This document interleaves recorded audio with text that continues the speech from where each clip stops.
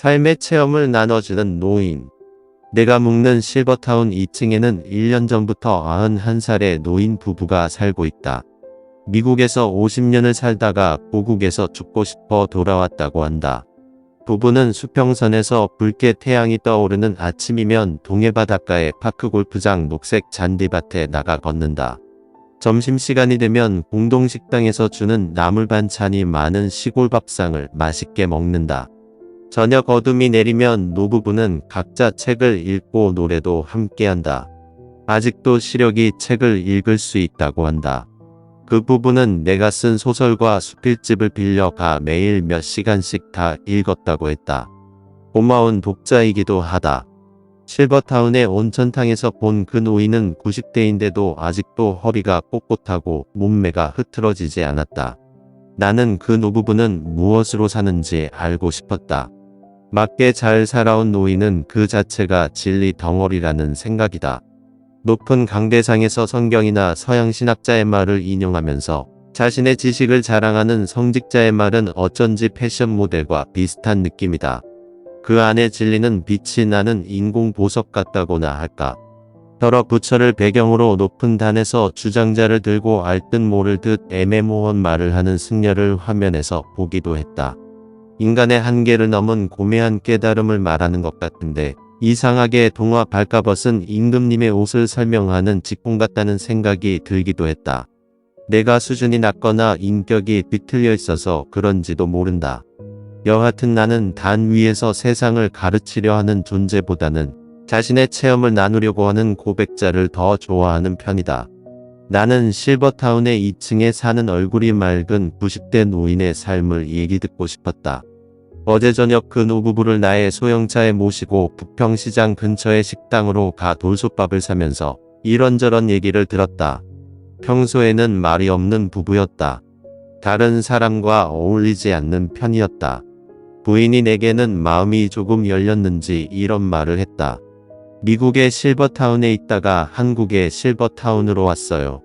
얼마나 좋은지 몰라요.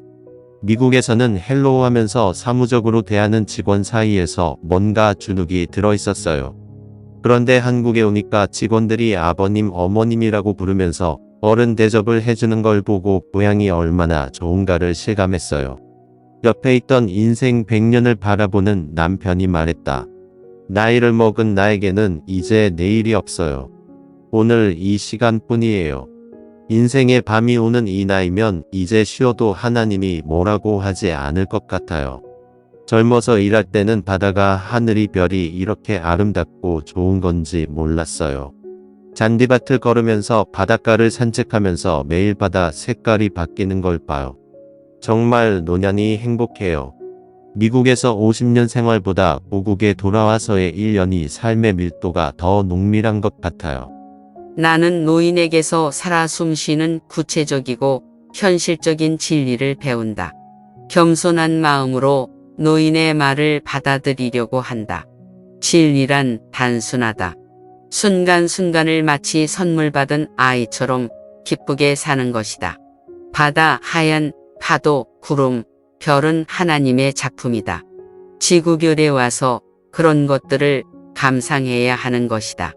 그 부인이 이런 말을 했다.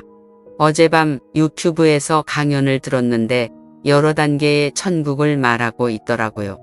그 부부는 이미 한 발은 이승에 다른 한 발은 저 세상 쪽으로 딛고 있으면서 살피는 것 같기도 했다.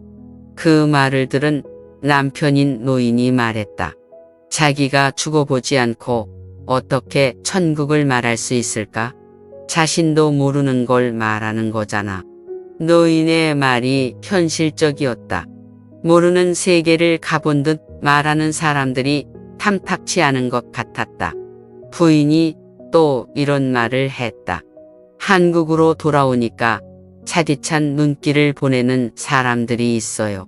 우리나라가 가난하고 힘들 때 미국으로 도망가서 잘 먹고 잘 살다가 늙어서는 잘 차린 상에 숟가락을 슬쩍 올려놓듯이 복지 혜택을 공짜로 보려고 한국으로 돌아왔다는 거예요.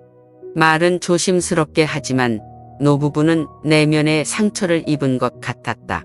남편인 노인이 이런 말을 했다. 나는 경기고등학교를 다니다가 6.25 전쟁 때 학도병으로 끌려갔어요. 19살이었죠. 바로 전투에 투입됐어요. 다행히 죽지 않고 현지에서 장교로 임관되어 전쟁이 끝날 무렵 육군 중위로 제대했어요.